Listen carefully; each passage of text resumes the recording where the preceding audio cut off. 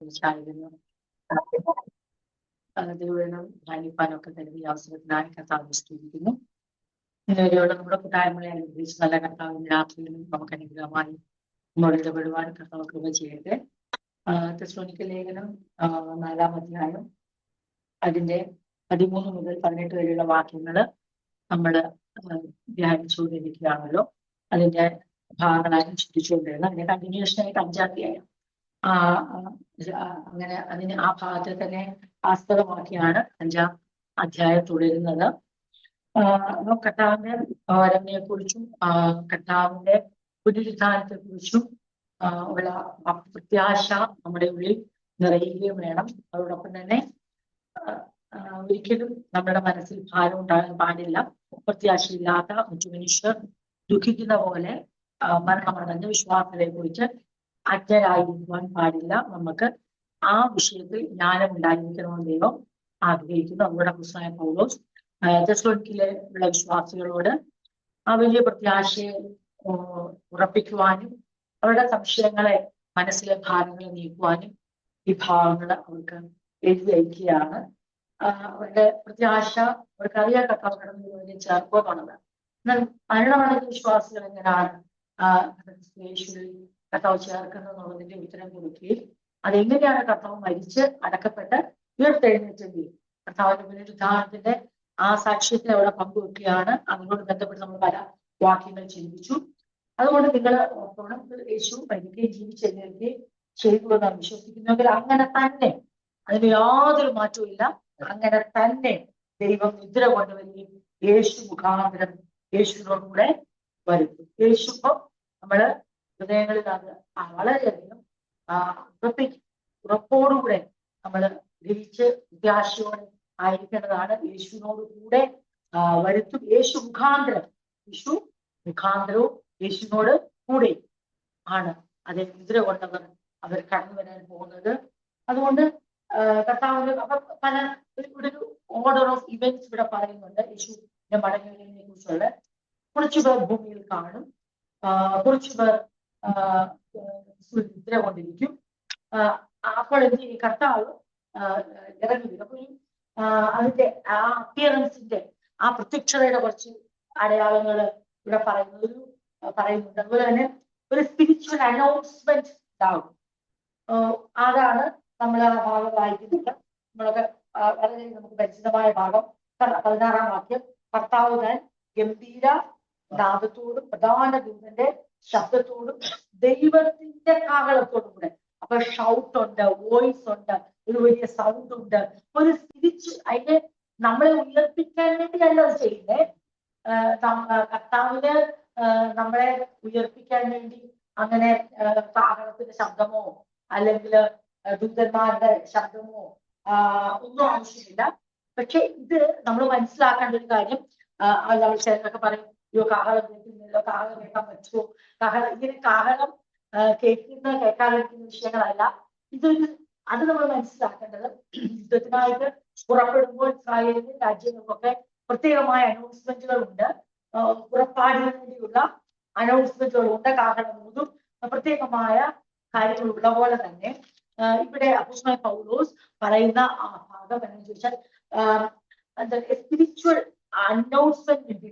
തീർച്ചയായിട്ടും ഒരാത്മീകമായ ഒരു വലിയ അറിയിപ്പ് ആ ദൈവ മക്കൾക്ക് അവരുടെ രൂപാന്തരം സംഭവിക്കുമ്പോൾ മരിച്ചവർ ഉയർക്കുന്ന ആ സമയത്ത് കർത്താവിന്റെ വരവിനോടനുബന്ധിച്ച് ഉണ്ടാകുന്ന ആ ഒരു സ്പിരിച്വൽ അനൗൺസ്മെന്റ് ആണ് ഈ ഷൗട്ട്, വോയിസും എല്ലാം. അതായത് ദൂതന്റെ ശബ്ദവും ദൈവത്തിന്റെ കാഹളം, ഇതെല്ലാം ഉണ്ടാകുന്ന കർത്താവിന്റെ ഗംഭീരനാദം, ആ വലിയ വോയിസ് ഉണ്ടാകും. കർത്താവ് താൻ ഗംഭീര നാദത്തോടും പ്രധാന ദൂതന്റെ ശബ്ദത്തോടും ദൈവത്തിന്റെ കാഹളത്തോടും കൂടെ സ്വർഗത്തിൽ നിന്ന് ഇറങ്ങി. തീർച്ചയായിട്ടും അവൻ രാജാവായി കർത്താവായി മുൾമുടി ചൂടിയവൻ പൊന്മുടി ചൂടിക്കൊണ്ട് ഇറങ്ങി വരുന്ന ആ കർത്താവിന്റെ ആ മഹത്വ പ്രത്യക്ഷത, കർത്താവിന്റെ അപ്പിയറൻസ്, അത് വലിയ ഒരു സംഭവം തന്നെ ആയിരിക്കും. അത് തീർച്ചയായും അതിന് ഗംഭീര സ്വരം അവിടെയുണ്ട്, കാഹള നാദമുണ്ട്, ഇവിടെ കയറി വരിക ശബ്ദമുണ്ട്. എല്ലാം ഇതൊന്നും നമ്മളെ ഉയർപ്പിക്കുന്നതല്ല. ക്രിസ്തുവിനെ യേശുവിനെ മരിച്ചു ഉയർപ്പിച്ച അതേ ആത്മാവ് കൊണ്ടാണ് നമ്മളെ ഉയർപ്പിക്കുന്നത്. അപ്പം പൊതുവേ എന്ത് സംഭവിച്ചു?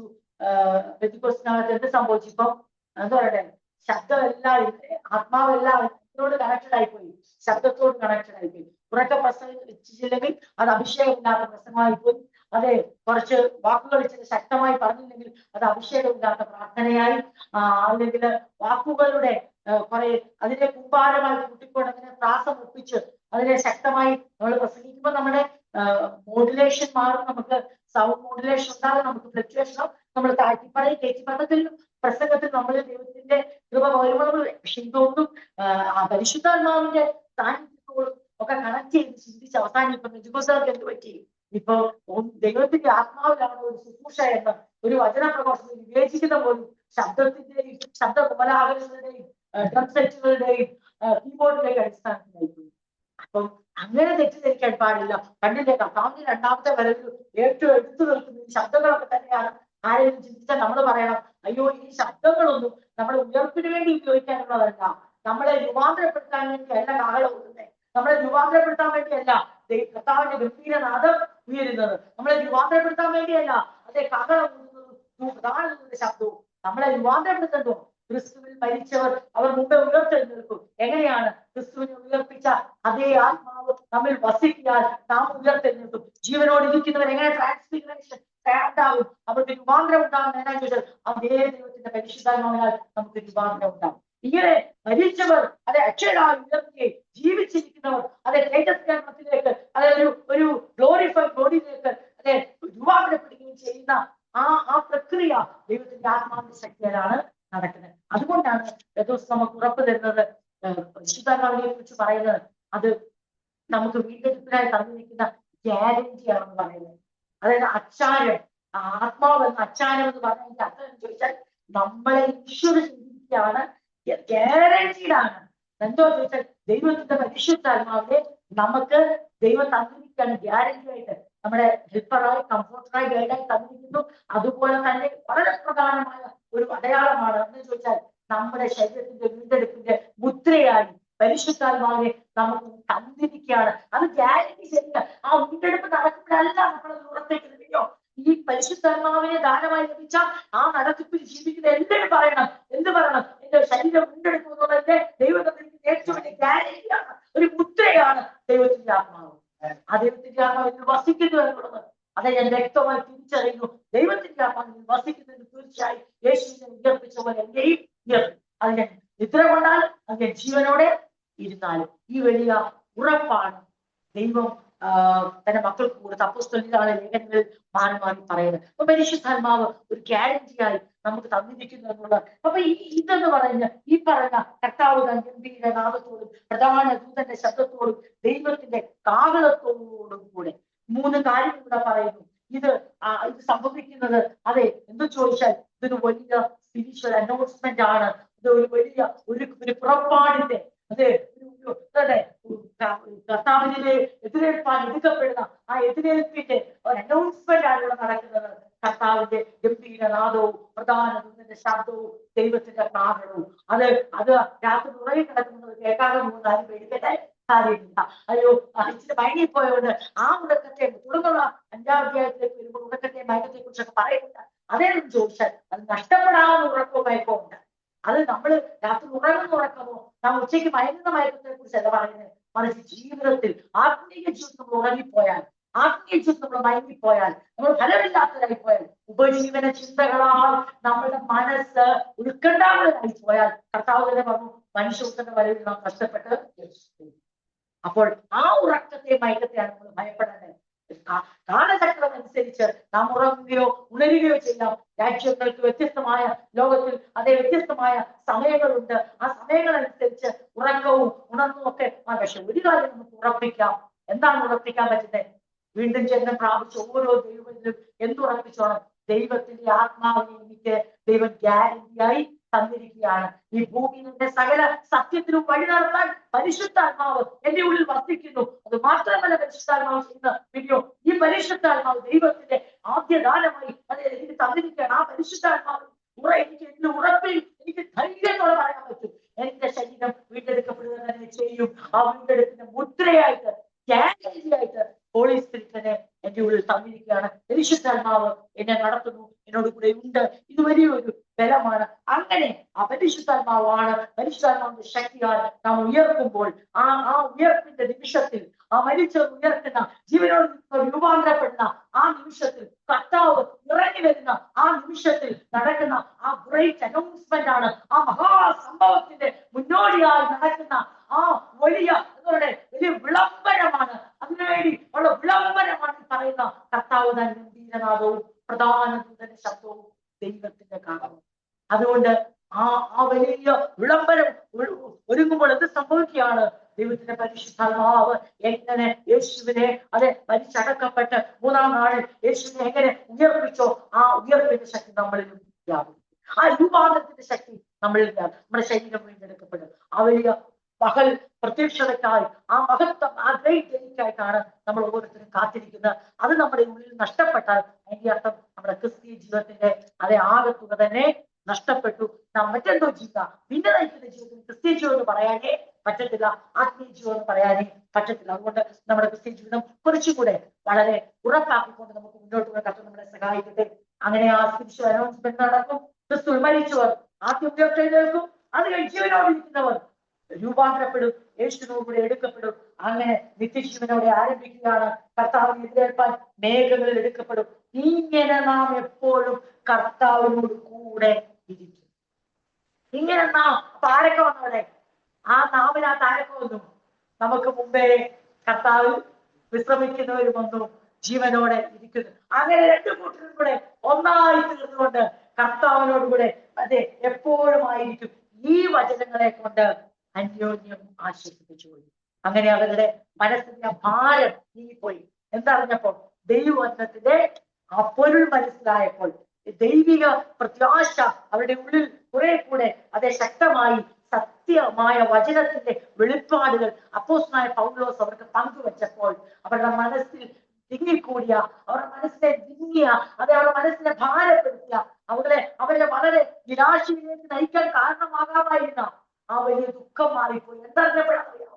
നാട്ടുവിശേഷം വീട്ടുവിശേഷം അറിഞ്ഞപ്പോഴല്ല, ശരിയോ, വചനത്തിന്റെ വെളിപ്പാട് അവർക്ക് ലഭിച്ചപ്പോൾ അവരുടെ ഹൃദയത്തിന്റെ ഭാരം നീങ്ങിപ്പോയി, അവരുടെ മനസ്സിന്റെ വിങ്ങല് മാറിപ്പോയി, അവരുടെ ഉള്ളിൽ നിരാശ നെല്ലിടുവാൻ ഇടവരാകുമെന്ന് പ്രത്യാശയോട് ദൈവം ലഭിച്ചു.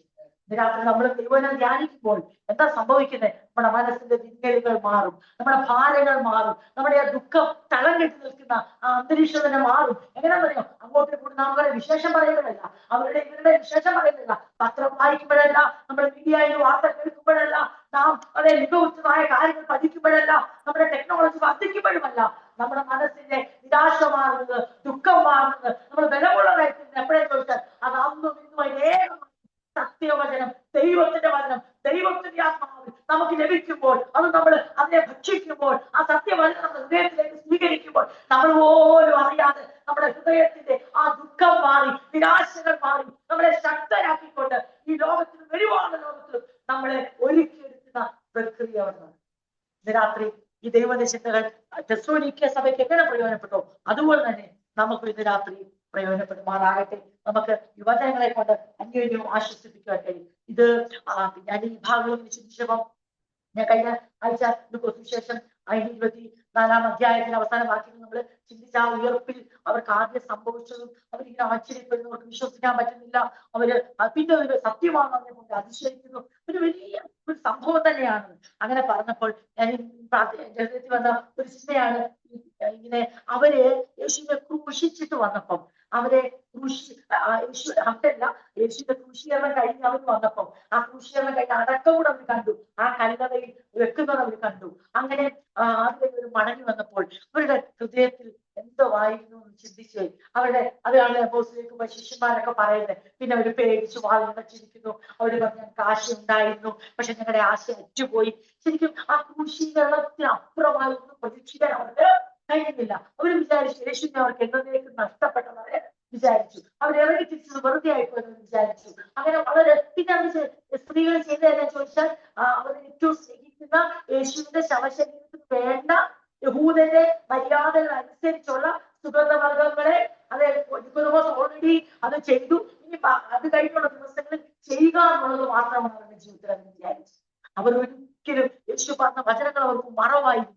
അതെ, വീണ്ടും കർത്താവ് അവർക്ക് തെളിയിച്ചു കൊടുക്കേണ്ട വന്നു. അപ്പൊ ക്രൂശീകരണത്തിന് ശേഷം അവർ മടങ്ങിയത് എന്തുമാത്രം വേദനയോടാണെന്ന് നമുക്ക് ചിന്തിക്കാൻ കഴിയുന്നതിലും അപ്പുറമാണ് അവരുടെ വേദന. എല്ലാം അവസാനിച്ചു എന്നുള്ളൊരു ചിന്ത, ഇനി എന്താണെന്നുള്ള ചിന്ത. ഇത് ഞാനത് പറയാൻ കാര്യം ചോദിച്ചാൽ, ഈ പ്രത്യാശയില്ലാത്ത മറ്റു മനുഷ്യർ, മരണത്തിനപ്പുറം ഒരു ജീവിതത്തെ കുറിച്ച് പ്രത്യാശയില്ലാത്ത, ഒന്നും ഇനി മുന്നോട്ടില്ല, ഇവിടെ കൊണ്ട് എല്ലാം അവസാനിക്കുന്നു എന്നുള്ള ആ ക്രിസ്തുവിൽ അല്ലാതെ മരിക്കുന്നവർ അല്ലെങ്കിൽ അവരെ കുറിച്ചുള്ള അവരുടെ പ്രിയപ്പെട്ടവർക്കുള്ള ചിന്ത ഏകദേശം നമുക്ക് ഉപയോഗിക്കാൻ പറ്റും. ആരോടെന്നറിയാമോ? ഈ കർത്താവിന്റെ ക്രൂശീകരണം കഴിഞ്ഞ് അടക്കം കഴിഞ്ഞ് മടങ്ങി വരുന്ന ശിഷ്യന്മാരും അല്ലെങ്കിൽ ശിഷ്യന്മാരും ഉണ്ട് ആ കൂട്ടത്തിൽ. അവര് എമോസിലേക്ക് പോയത് അവരുടെ ഭാഷ തന്നെ പറയുന്നുണ്ട്. നീ അറിഞ്ഞില്ലേ, ഇവിടെ നടന്നൊക്കെ നീ അറിഞ്ഞില്ലേ, ഞങ്ങളെ അവൻ വീണ്ടെടുപ്പാനുള്ളവൻ ഞങ്ങൾ ആശിച്ചിരുന്നു. അപ്പൊ ആശ അറ്റുപോകുന്ന ഇതാണ് നമ്മൾ ചിന്തിക്കുമ്പോൾ ഈ ലോകത്തിൽ പ്രത്യാശ ഇല്ലാതെ മരിക്കുന്നവരെ കുറിച്ച് അവരുടെ പ്രിയപ്പെട്ടവർക്ക് പറയാനുള്ള ഇതാണ്, എല്ലാം ആശ അറ്റുപോയി, പിന്നെ അതിനപ്പുറം ഒന്നുമില്ല എന്നുള്ളൊരു യാഥാർത്ഥ്യമാണ് ഇന്ന് ഭൂമിയിൽ ഓരോരുത്തരും നേരിടുന്നു. ഇത് അപ്പോസ്തലന്മാരെ സംബന്ധിച്ച്, ശിഷ്യന്മാരെ സംബന്ധിച്ച് അവരിത് നേരിട്ടു. അവർ വിചാരിച്ചത് എന്താണ് ഈ സംഭവിക്കുന്നത്? ഒരിക്കലും ഞങ്ങൾ വിചാരിച്ചില്ല, മശിഹ ക്രിസ്തു അഭിഷിക്തൻ വീണ്ടെടുപ്പുകാരൻ അവന് ഇങ്ങനെ ഒരു ദാരുണമായ അന്ത്യം ഉണ്ടാകുമെന്ന്, അവൻ ഒന്നും ചെയ്യാതെ നിസ്സഹായനായി തന്റെ ജീവനെ ഏൽപ്പിച്ചു കൊടുക്കുമെന്ന് അവർ ഒരിക്കലും കരുതിയില്ല. അവരുടെ ആശ അറ്റുപോയി, നിരാശ അവരെ മൂടി, ഹൃദയം വേദനയാൽ തകർന്നു. അവരുടെ ജീവിതത്തിൽ അടുത്ത എന്ത് ചെയ്യണമെന്നറിയാതെ ഇനി യേശു എന്നൊരു വ്യക്തിയെ ഇനി ഒരിക്കലും ഒരു കാണത്തില്ലെന്ന് കരുതി. അതുകൊണ്ടാണല്ലോ കണ്ടപ്പം ഞെട്ടിയത്. അതുകൊണ്ടാണല്ലോ ജീവിച്ചിരിക്കുന്ന പറഞ്ഞിട്ട് എന്തോ ലൂക്കോസ് സുവിശേഷം എന്തോ പറയുന്നേ, ആ ഭാഗം ഒന്ന് നോക്കാം നമുക്ക്. ലൂക്കോസ് സുവിശേഷത്തില് എങ്ങനെയാണ് അവര് ഉയർപ്പിനെ ആദ്യം കണ്ടതെന്ന് അവിടെ വായിച്ച് നമുക്ക് ഭയങ്കര ആശ്ചര്യം തോന്നും. യേശു ഉയർത്തെഴുന്നേറ്റെന്ന് പറഞ്ഞപ്പോ അവരുടെ മനോഭാവം ശ്രദ്ധിച്ചോണേ. 24 അധ്യായം, ലൂക്കോസ് സുവിശേഷം 24 അധ്യായം അതിന്റെ 11 വാക്യം ഇങ്ങനെയാണ് പറയുന്നത്. ഈ വാക്ക് അവർക്ക് വെറും കഥ പോലെ തോന്നി, അവരെ വിശ്വസിച്ചില്ല. ആരെ? സ്ത്രീകൾ വന്നു പറഞ്ഞു യേശു ഉയർത്തെഴുന്നേറ്റെന്ന് പറഞ്ഞപ്പോൾ അപ്പോസ്തലന്മാർ ആ സ്ത്രീകൾ പറഞ്ഞത് വിശ്വസിച്ചു. ആ പറഞ്ഞ കാര്യം അവർക്ക് എങ്ങനെയാ തോന്നിയത്? ഈ വാക്ക് അവർക്ക് വെറും കഥ പോലെ തോന്നി. അപ്പൊ ഈ ഒരു അവസ്ഥയിൽ ഇരിക്കുന്ന ശിഷ്യന്മാരെ നമുക്ക് ആരോട് ഉപമിക്കാം? അതായത് പ്രത്യാശയില്ലാത്ത മറ്റു മനുഷ്യർ. ഇന്ന് ഒരാൾ മരിക്കുമ്പോൾ ഇനി അതിനപ്പുറം ഒന്നുമില്ല, മരണത്തിനപ്പുറം ഒന്നുമില്ലെന്ന് കരുതുന്ന, ഇനി ഒന്നുമില്ലെന്ന് കരുതുന്ന ആ അവസ്ഥയിലൂടെ ആര് കടന്നുപോയി? ശിഷ്യന്മാര് കടന്നുപോയി. അവര് പറയുകയാണ്, അവർക്ക് കഥ പോലെ തോന്നി. ഇവരെന്തായി പറയുന്നേ? അത് എമ്മോസിലേക്ക് പോയി ശിഷ്യന്മാർ യേശുവിനോട് പറയുന്നുണ്ട്, നിനക്കറിയാമോ ഞങ്ങളുടെ കൂട്ടത്തിലുള്ള ചില, അതറിയാമല്ലോ, ആ ഭാഗം നിങ്ങൾക്കറിയാമല്ലോ. അങ്ങനെ തന്നെ അവിടെ എഴുതിയിട്ടുണ്ട്. അതിന്റെ 24 അധ്യായത്തിൽ തന്നെ എഴുതിയിട്ടുണ്ട്. ഞാനൊന്ന് ഇതുപോലെ വായിച്ചിട്ടുള്ളതാണ്. അതിന്റെ 22 വാക്യം, 24-22, ലൂക്കോസ് 24-22. ഞങ്ങളുടെ കൂട്ടത്തിൽ ചില സ്ത്രീകൾ രാവിലെ കല്ലറയ്ക്കൽ പോയി അവന്റെ ശരീരം കാണാതെ മടങ്ങി വന്ന് അവൻ ജീവിച്ചിരിക്കുന്നു എന്ന് പറഞ്ഞ് ദൂതന്മാരുടെ ദർശനം കണ്ടു എന്ന് പറഞ്ഞു ഞങ്ങളെ ഭ്രമിപ്പിച്ചു. അപ്പം എമ്മോസിലേക്ക് പോയി പറയാണ്, ഈ സ്ത്രീകൾ വന്നിട്ട് പറയുക അവന്റെ ശരീരം അവിടെ കാണുന്നില്ല, അതുകൊണ്ട് അവൻ ഉയർത്തെഴുന്നേറ്റു എന്ന് പറഞ്ഞ് ഞങ്ങളെ ഭ്രമിപ്പിച്ചെന്ന്. അപ്പൊ ശിഷ്യന്മാരുടെ അവസ്ഥ ചിന്തിച്ചോണോ? ക്രൂശീകരണം കഴിഞ്ഞ് മടങ്ങി വന്ന അവരുടെ മനസ്സിന്റെ അവസ്ഥയും, 3-ാം നാളിൽ കടന്നു ചെന്ന് സുഗന്ധവർഗം പൂശാൻ ചെന്നപ്പോൾ യേശുവിന്റെ ശരീരം അവിടെ കാണാതെ വന്നപ്പോഴുള്ള അവസ്ഥയും, അത് കഴിഞ്ഞ് സ്ത്രീകൾക്ക് യേശു പ്രത്യക്ഷനായി അവൻ അതെ ഉയർത്തെഴുന്നേറ്റിരിക്കുന്നു എന്നുള്ള ആ വലിയ സന്ദേശം അവർക്ക് കൈമാറിയിട്ട് അവരത് അപ്പോസ്തലന്മാർക്ക് ഈ സന്ദേശം കൈമാറുമ്പോൾ അവർക്ക് ഫീൽ ചെയ്ത് എന്തെന്നറിയോ? കഥ പോലെ. 11 വാക്യം, 24-11, ഈ വാക്ക് അവർക്ക് വെറും കഥ പോലെ തോന്നി. അവരെ വിശ്വസിച്ചില്ല. എമ്മോസിലോ ശിഷ്യന്മാര് പറയുന്നു, ഞങ്ങൾ അത് കേട്ട് ഭ്രമിച്ചു പോയി. എന്തൊക്കെ പറയുന്നേ, നമ്മൾ പറഞ്ഞില്ലേ എന്തൊക്കെ പിച്ചും പേയുമായി ദൂതന്മാരുടെ ദർശനം കണ്ടെന്ന്. അപ്പം ഞാൻ എന്തിനാ ഈ ഭാഗം പറഞ്ഞു ചോദിച്ചാൽ, രണ്ടവസ്ഥകൾ നമുക്ക് കാണാൻ പറ്റും. ഒന്ന്, ഇനിയും ഒന്നുമില്ല, ആശ അറ്റുപോയി, പ്രതീക്ഷിക്കാൻ ഒന്നുമില്ല, ഇനി ഈ വ്യക്തി ഒരിക്കലും കാണത്തില്ല. യേശു എന്തെല്ലാം പറഞ്ഞതാ, പക്ഷെ യേശു തന്നെ ഇല്ല. അതുകൊണ്ടാണ് അവര് പറയുന്നത്, 24 അവര് പറയുന്നുണ്ട്, യേശുവിനോട് തന്നെ പറയുന്നത് അവർക്ക് അറിയില്ല. അവര് പറയുകയാണ്, അവര് പറയുന്ന വാക്കുണ്ട്, 19-ാം വാക്യം, അവൻ അവരോട് ചോദിച്ചു, അവർ അവനോട് പറഞ്ഞത്, ദൈവത്തിനും സകല ജനത്തിനും മുമ്പാകെ പ്രവൃത്തിയിലും വാക്കിലും ശക്തിയുള്ള പ്രവാചകനായിരുന്ന നസറേനായ യേശുവിനെ കുറിച്ചുള്ളത് തന്നെ. അവനെ മരണവിധി കേൾപ്പിച്ചു ക്രൂശിച്ചു. ഞങ്ങളോ, 24-21, ഞങ്ങളോ അവൻ ഇസ്രായേലിനെ വീണ്ടെടുപ്പാനുള്ളവനെന്ന് ആശിച്ചിരുന്നു. ഇവര് പറഞ്ഞു, ഞങ്ങള് ഒത്തിരി പ്രതീക്ഷിച്ചു, പക്ഷേ പ്രതീക്ഷ പോലൊന്നും.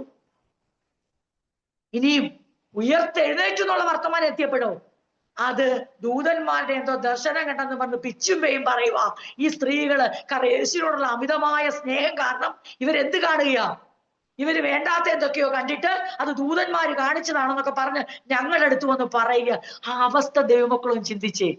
യേശുവിന്റെ പുനരുത്ഥാനത്തിന്റെ സാക്ഷികളാകേണ്ടവർക്ക് ആ പുനരുത്ഥാനത്തിന്റെ വാർത്ത ആദ്യം കഥ പോലെയാ തോന്നി. ഭ്രമിപ്പിക്കുന്ന, ഇല്ലാത്തതെന്തോ നടന്നെന്ന് പറഞ്ഞ് പരിഭ്രമിപ്പിക്കുന്ന വാർത്തയായി തോന്നി.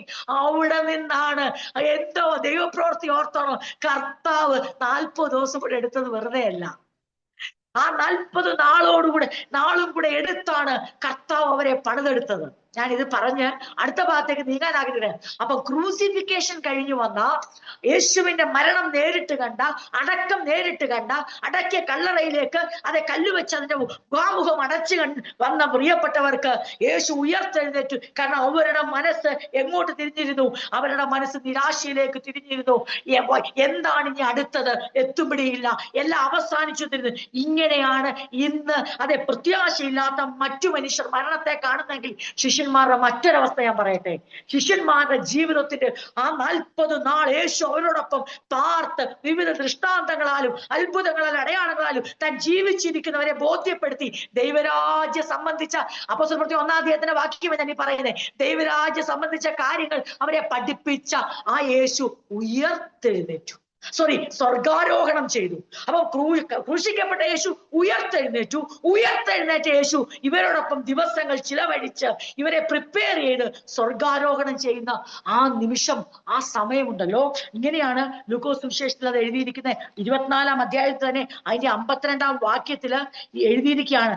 ഇതേ അധ്യായത്തിൽ തന്നെ എല്ലാം അവസാനിച്ചു എന്ന് അവർ പറഞ്ഞ് അവർ കഥ പോലെ തോന്നിയ ദുഃഖിതരായി തീർന്ന ആ അവസ്ഥയിൽ എന്ത് സംഭവിക്കുന്നു? ഇതാ യേശു, ഞാൻ കഴിഞ്ഞ ആഴ്ച ദൈവമക്കളോട് പങ്കുവച്ച 36 തൊട്ട് 43 വരെയുള്ള വാക്യങ്ങൾ, യേശു അവരുടെ മുമ്പിൽ പല അവസരങ്ങളിൽ പ്രത്യക്ഷനായി വീണ്ടും പ്രത്യക്ഷനാകുന്നു. അവരുടെ മുമ്പിൽ ഭക്ഷിക്കുന്നു. അവർക്ക് വിശ്വസിക്കാൻ കഴിയുന്ന അപ്പുറമായ ആ സത്യം അവർക്ക് വെളിപ്പെട്ട് കിട്ടുന്നു. എന്നിട്ട് യേശു അവരോട് വീണ്ടും സംസാരിച്ചു വന്ന് 49-ാം വാക്യം വരുമ്പോൾ, അനന്തരം യേശു അവരെ ബെഥാനിയോളം കൂട്ടിക്കൊണ്ടുപോയി കൈ ഉയർത്തി അവരെ അനുഗ്രഹിച്ചു. അവരെ അനുഗ്രഹിക്കൽ ഇനി കേട്ടോണം. ഒന്നവരെ യേശു വിട്ടു പിരിഞ്ഞു ആ ക്രൂശീകരണത്തിലൂടെ. അതവരെ തകർത്തു കളഞ്ഞു. അതവരുടെ ആശ മുഴുവനും അറ്റുപോയി. അവർക്ക് ഒരു പ്രത്യാശയും ബാക്കിയില്ലായിരുന്നു. പക്ഷേ ഇതാ നെക്സ്റ്റ് ഫേസ് കേട്ടോണേ. യേശു വീണ്ടും വിട്ടുപിരിയുക. യേശു അവരെ അനുഗ്രഹിച്ച് ആ യേശു അവരെ വിട്ടുപിരിഞ്ഞു. ബ്രാക്കറ്റിൽ അവിടെ എഴുതിയിട്ടുണ്ട് സ്വർഗാരോഹണം. അവർ അവനെ നമസ്കരിച്ചു. അടുത്ത വാക്ക്, മഹാസന്തോഷത്തോടെ യെരൂശലേമിലേക്ക് മടങ്ങിച്ചെന്നു. ദൈവത്താണ് വ്യത്യാസം. പുനരുത്ഥാനത്തിന്റെ ശക്തിയും കർത്താവിന്റെ മടങ്ങി വരവിന്റെ പ്രത്യാശ ഒരാളിൽ നിറഞ്ഞു കഴിഞ്ഞാൽ പിന്നെ ഒരിക്കലും നമ്മളെ നിരാശയിൽ മൂടുവാൻ നമ്മുടെ സപ്പറേഷന് കഴിയത്തില്ല. കാരണം അവിടെ എന്ത് സംഭവിച്ചു? മഹാ ദുഃഖത്തോടെ, തീവ്രമായ വ്യതയോടുകൂടെ, ദുഃഖത്തോടുകൂടെ, ഒന്നും വയ്യ, ആരെയും ഫേസ് ചെയ്യാൻ വയ്യ, ഞങ്ങൾക്ക് യേശുവിനെ ഇല്ല, ഞങ്ങളുടെ കൂടെ ഇല്ല, ഞങ്ങൾക്ക് ഒരിക്കലും ഇനി അവന്റെ മുഖം കാണാൻ കഴിയത്തില്ല, എന്നേക്കുമായി ഞങ്ങളുടെ പ്രിയപ്പെട്ടവൻ ഞങ്ങൾക്ക് നഷ്ടമായി, ഞങ്ങളുടെ ഗുരു ഞങ്ങൾക്ക് നഷ്ടമായി, ഒന്നും മാച്ച് ചെയ്യാൻ പറ്റുന്നില്ല, ജീവിതം വഴിമുട്ടിപ്പോയി, ആശയേറ്റുപോയെന്ന് പറഞ്ഞ ശിഷ്യന്മാരുടെ നടുവിലേക്ക് യേശു പല പ്രാവശ്യം പ്രത്യക്ഷനായി ജീവിച്ചിരിക്കുന്നു തെളിയിച്ച് അവരോടൊപ്പം 40 നാൾ വസിച്ച് യേശു സ്വർഗാരോഹണം ചെയ്യുന്ന ഈ സമയം, ഇത് അപ്പോസ്തല പ്രവൃത്തി 1-ാം അധ്യായത്തിലും ഇതേ ഭാഗം തന്നെ എഴുതിയിട്ടുണ്ട്. അത് നമുക്കറിയാം. ആ ഭാഗം ജസ്റ്റ് ഒന്ന് നമുക്ക് വായിക്കാം. നമ്മുടെ ആ മനസ്സിൽ ആ ദൈവവചനത്തിന്റെ ഉറപ്പ് ഒന്നും കൂടെ ആഴമാകാൻ വേണ്ടിയാണ് ഞാൻ ഈ ഭാഗത്തിൽ നിന്നത് പറയുന്നത്. ഇത് വളരെ എന്താണ് ഏറ്റവും നമ്മുടെ ജീവിതത്തിൽ ഏറ്റവും വലിയ അടിത്തറയാണ്. ഇതിനപ്പുറമായി വേറെ ഒന്നുമില്ല. ഈ അടിത്തറ ഇളകിയാൽ എല്ലാം ഇളകി. പിന്നെ നമ്മൾ ക്രിസ്ത്യ ജീവിതം നയിച്ചിട്ട് ഒരു കാര്യവുമില്ല. ഇങ്ങനെയാണ് അവിടെ എഴുതിയിരിക്കുന്നത്. അതെ, അപ്പോസ്തലന്മാരുടെ പ്രവൃത്തികൾ 1-ാം അധ്യായത്തിൽ എഴുതിയിരിക്കുന്നു. അവൻ 2-ാം വാക്യം, അവൻ കഷ്ടം അനുഭവിച്ച ശേഷം 40 നാളോളം അവർക്ക് പ്രത്യക്ഷനായി ദൈവരാജ്യം സംബന്ധിച്ച കാര്യങ്ങൾ പറഞ്ഞുകൊണ്ട് താൻ ജീവിച്ചിരിക്കുന്നുവെന്ന് അനേകം ദൃഷ്ടാന്തങ്ങളാൽ അവർക്ക് കാണിച്ചു കൊടുത്തു. അങ്ങനെ യേശു അവരുമായി കൂടിയിരിക്കുമ്പോൾ അവരോട്, നിങ്ങൾ യെരൂശലേമിൽ നിന്ന് വാങ്ങിപ്പോകാതെ, അങ്ങനെ അവർക്ക് കൽപ്പന അതിശയിച്ചു പോയി. എടാ, അപ്പോഴും കൽപ്പന തരുന്നു, ഇപ്പോഴും കൽപ്പന തരുന്നു, അപ്പോഴും ഭക്ഷിക്കുന്നു, ഇപ്പോഴും ഭക്ഷിക്കുന്നു, അപ്പോഴും അത്ഭുതം ചെയ്യുന്നു, ഇപ്പോഴും അത്ഭുതം ചെയ്യും. അങ്ങനെ എന്ത് സംഭവിച്ചു? മുന്നോട്ട് വരുമ്പോൾ 8-ാം വാക്യം, 9-ാം വാക്യം, ഇത് പറഞ്ഞ ശേഷം അപ്പൊ തേജസ്കരിക്കപ്പെട്ട ശരീരത്തോടുകൂടെ യേശു അവരോടൊപ്പം ആയിരുന്നു, സംസാരിച്ചു, അത്ഭുതം ചെയ്തു, കൂടെ ഭക്ഷിച്ചു. ഇനി ഒരിക്കലും ദൈവവേല ചെയ്യാൻ ഞാൻ യോഗ്യനല്ല എന്ന് കരുതിയ ശീമോനെ വീണ്ടും വിളിച്ചു, സ്നേഹത്തിന്റെ ആഴം വെളിപ്പെടുത്തി, വീണ്ടും കൃപയോടെ ചൊരിയപ്പെട്ടു. അവരോർത്തു, എന്താ ഇതുള്ളത്? അവർക്ക് മനസ്സിലായത്, ഇതാണോ യേശു പറഞ്ഞത്? ഇതാണോ കഷ്ടം അനുഭവിച്ച ശേഷം ഉയർത്തെഴുന്നേൽക്കും, എന്റെ കഷ്ടങ്ങൾ അത് സാരമില്ല, അതെ ഇതൊന്നും സാരമില്ല എന്ന് ഓർത്തു നോക്കി. അപ്പോസ്തലന്മാർ ഈ കഷ്ടങ്ങളെ സാരമില്ലെന്ന് എണ്ണാൻ അവരെ പ്രേരിപ്പിച്ച ഘടകം, കഷ്ടം അനുഭവിച്ച ശേഷം, മരണം അനുഭവിച്ച ശേഷം ഇതോ അവരുടെ നടുവിലേക്ക് യേശു വന്നുകൊണ്ട് അവരോടൊപ്പം സമയം ചെലവഴിച്ച് വീണ്ടും കൽപ്പനകളെ കൊടുത്ത് വീണ്ടും അവരോടൊപ്പം അവരുടെ ജീവിതത്തിലെ സകല സംശയങ്ങളെയും ദൂരീകരിച്ചുകൊണ്ട് സ്വർഗാരോഹണത്തിനുള്ള സമയമായി. 9-ാം വാക്യം, ഇത് പറഞ്ഞ ശേഷം ശിഷ്യന്മാർ അവരെല്ലാം കാണെ യേശു ആരോഹണം ചെയ്തു. ഒരു മേഘം അവനെ മൂടിയിട്ട് യേശു അവരുടെ കാഴ്ചയ്ക്ക് മറഞ്ഞു. അവൻ പോകുമ്പോൾ അവർ ആകാശത്തിലേക്ക് ഉറ്റുനോക്കുമ്പോൾ, ഇതാണ് ഞാൻ പറയാൻ കാര്യം, ലൂക്കോസിൽ പറയുന്ന മഹാസന്തോഷത്തോടെ ഒരു ക്രിസ്ത്യാനിക്ക് എങ്ങനെ മഹാസന്തോഷം ഉണ്ടാവും? ഒരു വീണ്ടെടുക്കപ്പെട്ട ദൈവവൈതലിന് മരണത്തെയും ജീവനെയും ജീവിതത്തെയും ദൈവത്തിന്റെ ജീവിതത്തിൽ എന്ത് ചെയ്താലും അത് നഷ്ടമല്ലെന്ന് എങ്ങനെ കരുതാൻ പറ്റും? ശിഷ്യന്മാരുടെ ആദ്യത്തെ അവസ്ഥ എടുത്താൽ ക്രൂശീകരണത്തിന് ശേഷവും പുനരുത്ഥാനം വിശ്വസിക്കാൻ പറ്റാത്ത, അല്ലെങ്കിൽ പുനരുത്ഥാനത്തെ കുറിച്ച് ഒന്നും ഉൾക്കൊള്ളാൻ കഴിയാത്തവരുടെ അവസ്ഥയാണ് ഇന്ന് ലോകത്തിന്റെ അവസ്ഥ. അത് തെസ്സലോനിക്ക സഭയ്ക്ക് ഉണ്ടാകാതിരിക്കാൻ മറ്റു മനുഷ്യരെ പോലെ പ്രത്യാശയില്ലാത്തവരായി ദുഃഖിക്കാൻ പാടില്ല. ഇതവരനുഭവിച്ചതാണ്.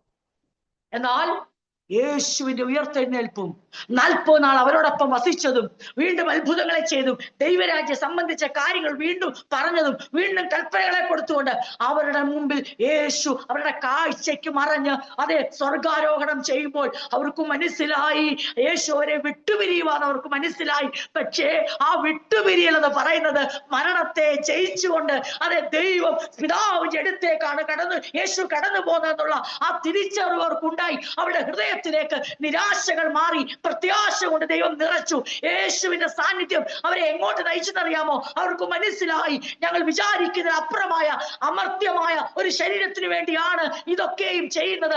ഒരു ഇളകാത്ത രാജ്യത്തിന് വേണ്ടിയാണ് യേശു കടന്നു പോകുന്നത്. അവൻ ഞങ്ങളോട് പറഞ്ഞിരുന്നു, ഞാൻ നിങ്ങൾക്ക് സ്ഥലം ഒരുക്കാൻ പോകുന്നു, സ്ഥലം ഒരുക്കിയിട്ട് വന്ന് നിങ്ങളെയും ചേർത്തുകൊള്ളും. ഇത് യേശു ക്രൂശീകരണത്തിന് മുമ്പ് പറഞ്ഞായിരുന്നു, വീണ്ടും പറഞ്ഞു. ഇപ്പൊ അവരുടെ കൺമുമ്പിൽ സ്വർഗാരോഹണം ചെയ്ത് കാഴ്ചയ്ക്ക് മറഞ്ഞു. അപ്പൊ അവർക്ക് നല്ല പ്രത്യാശയായി. ഇനി അവർക്ക് എന്ത് വേണം? പ്രത്യാശ മാത്രം പോരാ, മഹാസന്തോഷവും വേണം. അപ്പം ക്രിസ്തുവിൽ ഉള്ള ഓരോ പ്രിയപ്പെട്ട ഇന്ന് രാത്രി അറിഞ്ഞോണം, നമുക്ക് കർത്താവിന്റെ സ്വർഗാരോഹണത്തിന് ഉറപ്പുള്ളത് കൊണ്ട്, പുനരുത്ഥാനത്തിന് ഉറപ്പുള്ളത് കൊണ്ട് വലിയ പ്രത്യാശയാണ്. എന്നാൽ എങ്ങനെ നമുക്ക് മഹാസന്തോഷത്തോടെ ജീവിക്കാൻ പറ്റുന്നേ?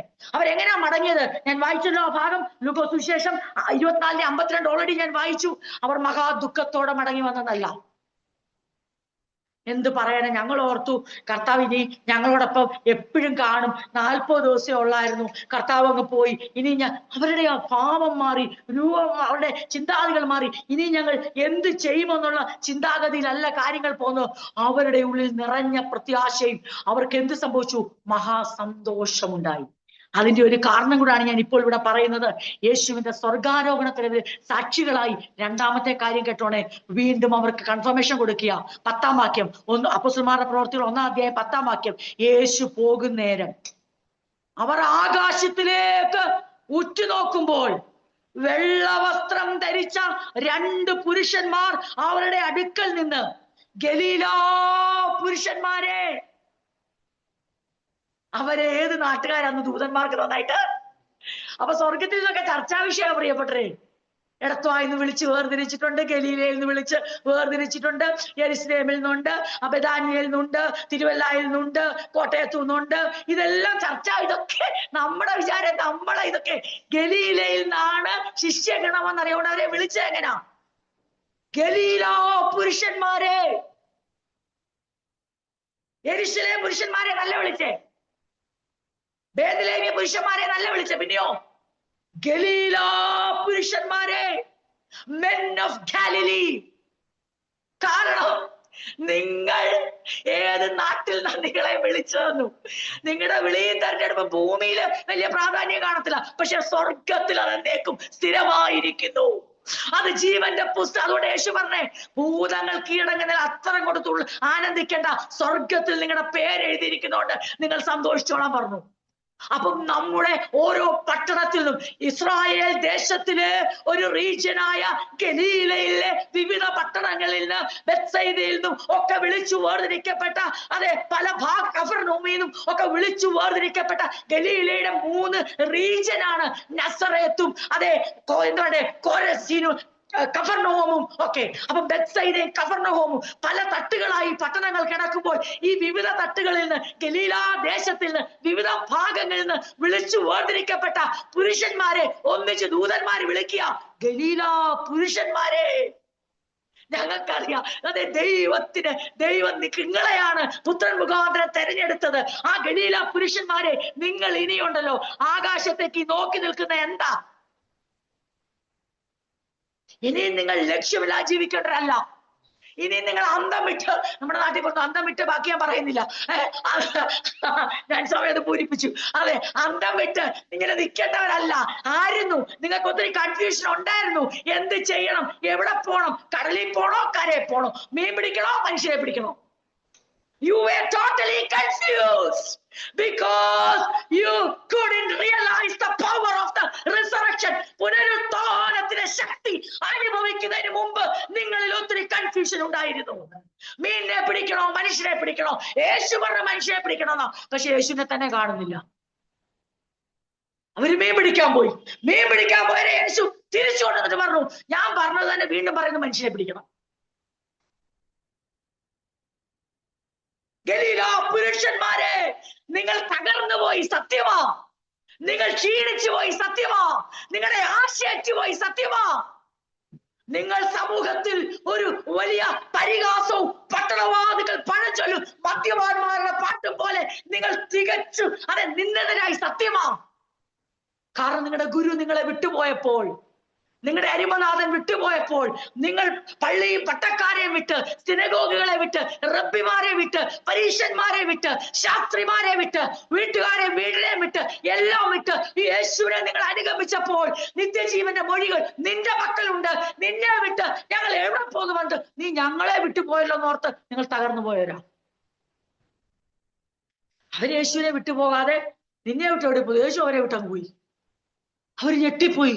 ഞങ്ങൾ അവനെ പിടിച്ച് നിൽക്കാൻ നോക്കിയപ്പോ അവൻ കണ്ടോ ഞങ്ങളുടെ മുമ്പിൽ നിന്ദിതനായി, തകർക്കപ്പെടുന്നതായി, ക്രൂശിക്കപ്പെട്ട് ഞങ്ങളുടെ അധ്യായങ്ങളോട് അവസാനിക്കുക. ഞങ്ങൾ ഡെഡ് എൻഡിനെ ഫേസ് ചെയ്യുക.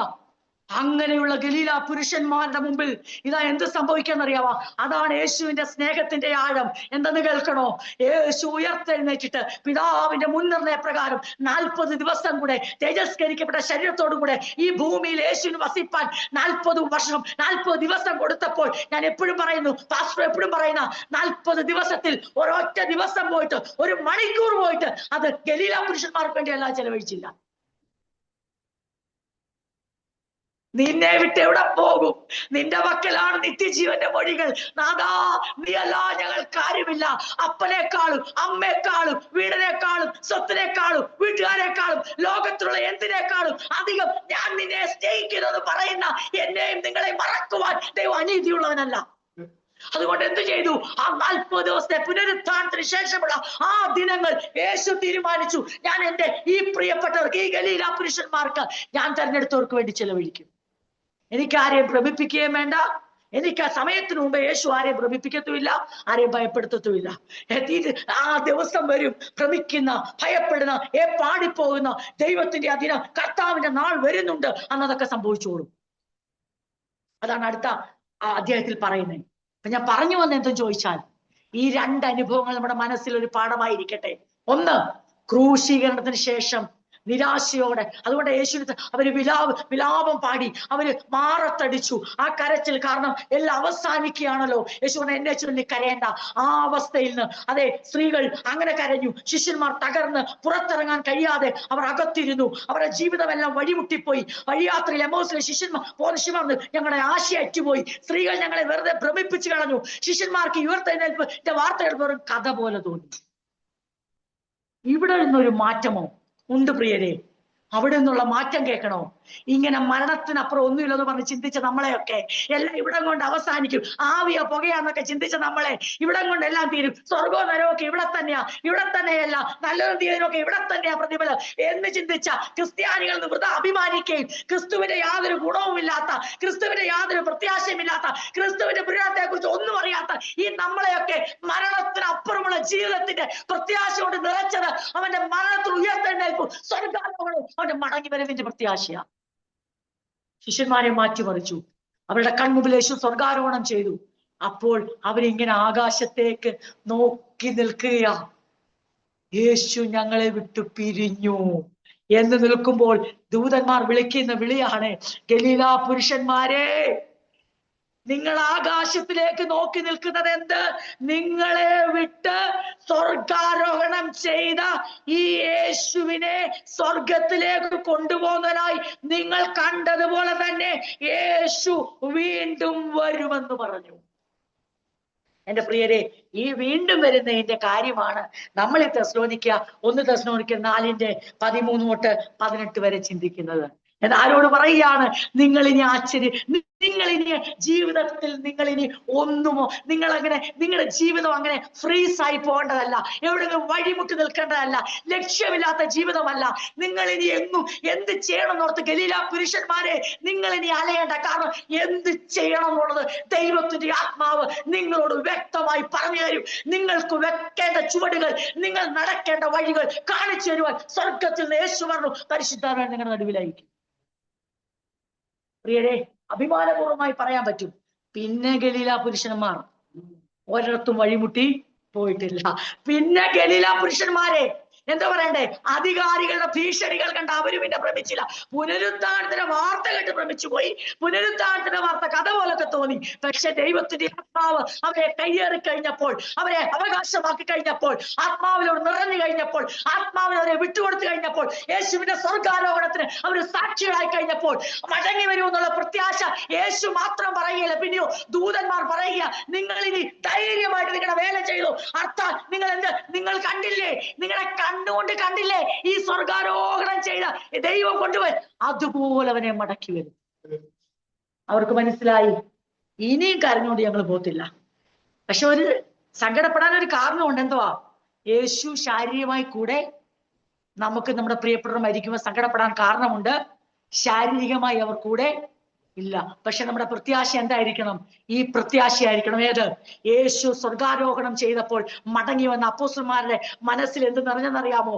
സാരമില്ല, പരിശുദ്ധാത്മാവ് ഞങ്ങളെ നടത്തിയിരിക്കും. എന്തിനു വേണ്ടി? കർത്താവിന്റെ വരവിനു വേണ്ടി ഞങ്ങളെ ഒരുക്കിയിരിക്കും, അനേകരെ ഒരുക്കിയിരിക്കും. തീർന്നില്ല, അതുകൊണ്ട് തീർന്നില്ല. ഞങ്ങളുടെ മനസ്സിൽ ഇപ്പൊ എന്ത് വേണം? ഉള്ളത്തിൽ പ്രത്യാശ മാത്രം പോരാ, ആ പ്രത്യാശ ഒരു മഹാസന്തോഷമായി പുറത്തു വരണം. അവരെല്ലാം മടങ്ങിയത് എങ്ങനെയാ? ഓ, എന്തോ ദൈവപ്രവൃത്തിയാ! തമ്മിൽ തമ്മിൽ മിണ്ടാൻ കഴിയാതെ വിങ്ങിപ്പൊട്ടിയവർ, എന്ത് ചെയ്യണമെന്നറിയാതെ ഒരു എത്തുപിടിയില്ലാത്തവർ, അങ്ങോട്ടോ ഇങ്ങോട്ടോ ഒന്നും അറിയില്ല, തെക്കോട്ടോ കിഴക്കോട്ടോ പടിയാട്ടോ ഒന്നും അറിയാത്തവർ, ഇപ്പൊ അവരുടെ ജീവിതത്തിൽ അവരെ നോക്കിക്കേ, അവർ പറയുകയാണ് നമുക്ക് ധൈര്യത്തോടെ മടങ്ങിപ്പോകാം. എങ്ങനെ മടങ്ങിപ്പോകാം? നിരാശയോടല്ല, ആശയറ്റവരെ പോലല്ല, ചതിക്കപ്പെട്ടവരെ പോലെ. പിന്നെയോ നമ്മുടെ കൺമുമ്പിൽ സ്വർഗാരോഹണം നടന്നെങ്കിൽ അതേ കർത്താവ് നമ്മളെ ചേർപ്പാൻ വേഗം വരും എന്നുള്ള സ്വർഗാരോഹണത്തിന്റെ പ്രത്യാശയും മടങ്ങി വരവിന്റെ പ്രത്യാശയും അവരെ മഹാസന്തോഷത്തിന് കാരണമാക്കി. പ്രിയരെ, ബാക്കി എല്ലാ സന്തോഷവും ഞാൻ പറയട്ടെ, അതിനൊരു എക്സ്ട്രീം ലെവൽ കഴിയും, ഒരു പരമാവധി ഉയരം കഴിയുമ്പോൾ അതുപോലെ താഴും. പക്ഷെ ക്രിസ്തുവിന്റെ സ്വർഗാരോഹണത്തെ കുറിച്ചുള്ള പുനരുത്ഥാനവും സ്വർഗാരോഹണവും മടങ്ങി വരവിന്റെയും പ്രത്യാശ നമ്മുടെ ഉള്ളിൽ നിറഞ്ഞാൽ ധൈര്യസമേതം ഇന്ന് രാത്രി ഞാൻ പറയാം, നമുക്ക് നമ്മുടെ പ്രിയപ്പെട്ടവരുടെ വേർപാടിൽ ദുഃഖമുണ്ട്. അതുകൊണ്ട് പറഞ്ഞ ദുഃഖിക്കേണ്ടെന്ന് പറഞ്ഞില്ല, പ്രത്യാശയില്ലാത്ത മറ്റു മനുഷ്യരെ പോലെ ദുഃഖിക്കുക. നമ്മളെ ഒന്നാക്കാൻ പോവുകയാ. അതുകൊണ്ടാണ് അതെ പൗലോസിന്റെ ശിരച്ഛേദം, പത്രോസ് തലവീഴായി ക്രൂശിക്കപ്പെടുന്നു, അതെ യോഹന്നാൻ അപ്പോസ്തലൻ, ബാക്കി എല്ലാവരും രക്തസാക്ഷികളായി മാറുന്നു. അവർക്കത് തോൽവിയല്ലായിരുന്നു. അവർക്കറിയാം ഇതിനേക്കാളും വളരെ വളരെ അതെ ദാരുണമായി ഒരു കരുണയും കാണിക്കാതെ കൊല്ലപ്പെട്ട ഞങ്ങളുടെ അരിമനാഥനെ എങ്ങനെയാണ് പിതാവ് ഉയർപ്പിച്ച് ഞങ്ങളുടെ മുമ്പിൽ നിർത്തിയെങ്കിൽ അതേ ഉയർപ്പ് ഞങ്ങളിൽ വ്യാപരിക്കും. അതുകൊണ്ട് അപ്പോസ്തലനായ പൗലോസ് പറഞ്ഞ എനിക്ക് പുനരുത്ഥാനത്തിന്റെ ശക്തി ഒന്ന് അനുഭവിക്കണമെന്നേ. അവരെങ്ങനെയാ മടങ്ങിയത്? മഹാസന്തോഷത്തോടെ അവര് മടങ്ങി. ഇതെങ്ങനെ സാധിക്കും പ്രിയപ്പെട്ടവരെ? മഹാ ദുഃഖം അനുഭവിച്ച, തകർച്ച അനുഭവിച്ച, എല്ലാം അവസാനിച്ചു എന്ന് പറഞ്ഞവർ അവരുടെ ആരംഭമാക്കി ദൈവം അതിനെ മാറ്റി. ഈ പ്രത്യാശയാണ് നമ്മുടെ ഉള്ളിൽ നിറയേണ്ടത്. ഈ വചനങ്ങളെ കൊണ്ട് അന്യോന്യം ആശ്വസിപ്പിച്ചോളൂ. ആ വലിയ പ്രത്യാശ നമ്മുടെ ഉള്ളിൽ നിറയുമ്പോൾ നമുക്കൊരു കാര്യം മനസ്സിലാകും. ക്രൂശീകരണം കഴിഞ്ഞു വന്ന ശിഷ്യന്മാരുടെ അവസ്ഥയും ക്രൂശീകരണം കഴിഞ്ഞു വന്നപ്പോഴും യേശു കൂടെയില്ല. സ്വർഗാരോഹണം കഴിഞ്ഞു വന്നപ്പോഴോ അപ്പോഴും യേശു കൂടെയില്ല. യേശു അവരെ വിട്ടു പിരിഞ്ഞു. അവിടെ എടുത്തു പറയുന്നുണ്ട്, യേശു അവരെ വിട്ടു പിരിഞ്ഞു. പിന്നെ നിങ്ങൾ എന്താ ഇത്ര സന്തോഷം? ഞങ്ങൾക്ക് യേശു ആസ് എ പേഴ്സണായി ഞങ്ങളുടെ ഇല്ല എന്നുള്ളത് ഞങ്ങളുടെ ജീവിതത്തിൽ ദുഃഖമാണ്. പക്ഷെ ആ ദുഃഖം ഇപ്പം ദുഃഖമായി തളം കെട്ടത്തില്ല. കാരണം അതിനേക്കാളും വലിയ യാഥാർത്ഥ്യമാകുന്ന ആ വലിയ സത്യം ഞങ്ങളുടെ ഉള്ളിൽ പ്രത്യാശ പകരുന്നുകൊണ്ട് ഇനി ഈ ഭൂമിയിൽ ഞങ്ങൾ നിരാശയോടെ ഒരിക്കലും ജീവിക്കത്തില്ല. ഈ വലിയ പ്രത്യാശ നമ്മുടെ ഉള്ളിൽ നിറയണമെന്നുള്ളതാണ് എല്ലാ കാലത്തും ദൈവം ആഗ്രഹിക്കുന്നത്. തെസ്സലോനിക്കരെ കുറിച്ചും അപ്പോസ്തലൻ അതാണ് ആഗ്രഹിച്ചത്. എന്നിട്ട് പറയുകയാണ്, സഹോദരന്മാരെ, കാലങ്ങളെയും സമയങ്ങളെയും കുറിച്ച് നിങ്ങളെ എഴുതി അറിയിപ്പാൻ ആവശ്യമില്ല. അതായത് നിങ്ങൾക്ക് അവരോട് കുറച്ച് ആഴ്ചകളെ അവരോട് ശുശ്രൂഷിച്ചു ഉള്ളെങ്കിലും അവരോട് വ്യക്തമായ കാര്യങ്ങൾ അപ്പോസ്തലൻ പറഞ്ഞിരുന്നത് കൊണ്ട് അവരോട് പറയുകയാണ്, ഞാൻ നിങ്ങളോട് പറയുന്നു, നിങ്ങള് എപ്രകാരമാണ്, നിങ്ങൾക്ക് അതിനെക്കുറിച്ച് വ്യക്തമായ ബോധ്യമുണ്ട്. സമയങ്ങളെയും കാലങ്ങളെയും കുറിച്ച് നിങ്ങൾക്ക് എഴുതേണ്ട ആവശ്യമില്ല. കള്ളൻ രാത്രിയിൽ വരും പോലെ കർത്താവിന്റെ നാൾ വരുന്നുവെന്ന് നിങ്ങൾ തന്നെ നന്നായി അറിയുന്നുവല്ലോ. അവർ ഇനി ഒരു വാക്കോട് ഉപയോഗിക്കുന്നു. ഇതുവരെ നിങ്ങളായിരുന്നു, ഇനിയും അവിടെ എത്തുമ്പോൾ അവരാകും. മൂന്നാം വാക്യം എത്തുമ്പോൾ അവരാകും. ഇതുവരെ നിങ്ങളായിരുന്നു. സഹോദരന്മാരെ, കാലങ്ങളെയും സമയങ്ങളെയും കുറിച്ച് നിങ്ങളെ എഴുതി അറിയിപ്പാൻ ആവശ്യമില്ല. അതിന്റെ അർത്ഥം എന്താണെന്ന് ചോദിച്ചാൽ, ഞാൻ നിങ്ങളോട് പറഞ്ഞിട്ടുണ്ട്, കർത്താവിന്റെ വരവിനെ കുറിച്ച് അവരോട് വ്യക്തമായി പറഞ്ഞിട്ടുണ്ട്. അതിനെക്കുറിച്ച് പറഞ്ഞിട്ട് അവരോട് പറയുകയാണ്, കള്ളൻ രാത്രിയിൽ വരും പോലെ കർത്താവിന്റെ നാൾ വരുന്നുവെന്ന് നിങ്ങൾ തന്നെ നന്നായി അറിയുന്നുവല്ലോ. കള്ളൻ രാത്രി വരുമ്പോഴാണ് കർത്താവിന്റെ ദിവസം വരുന്നതെന്ന് നിങ്ങൾക്ക് വ്യക്തമായി അറിയാം. അതിന്റെ അർത്ഥം കർത്താവ് വരുന്ന സമയം പ്രെഡിക്റ്റ് ചെയ്യാൻ പറ്റത്തില്ല എന്നതിന്റെ അർത്ഥം. കർത്താവ് വരുമെന്നുള്ള നിശ്ചയവും കർത്താവിന്റെ വരവിന്റെ സമയം, ദിനം, മണിക്കൂർ ആർക്കും പ്രെഡിക്റ്റ് ചെയ്യാൻ കഴിയത്തില്ല. അതുകൊണ്ടാണ് എന്നെ അങ്ങനെ ഉപമിക്കുന്നത്. കള്ളൻ രാത്രി വരും പോലെ കർത്താവിന്റെ നാൾ വരുന്നത് നിങ്ങൾ തന്നെ നന്നായി അറിഞ്ഞു. ഇനി മൂന്നാം വാക്യം, അവർ, പെട്ടെന്ന് ഒരു മുന്നും പുറകും ഇല്ലാതൊരു അവർ വന്നു. അവർ സമാധാനമെന്നും നിർഭയമെന്നും പറയുമ്പോൾ, ഗർഭിണിക്ക് പ്രസവ വേദന വരും പോലെ അവർക്ക് പെട്ടെന്ന് നാശം വന്നു ഭവിക്കും, അവർക്ക് തെറ്റിയൊഴിയാവുന്നതുമല്ല. മൂന്നാം വാക്യത്തിൽ അവർ വന്നു.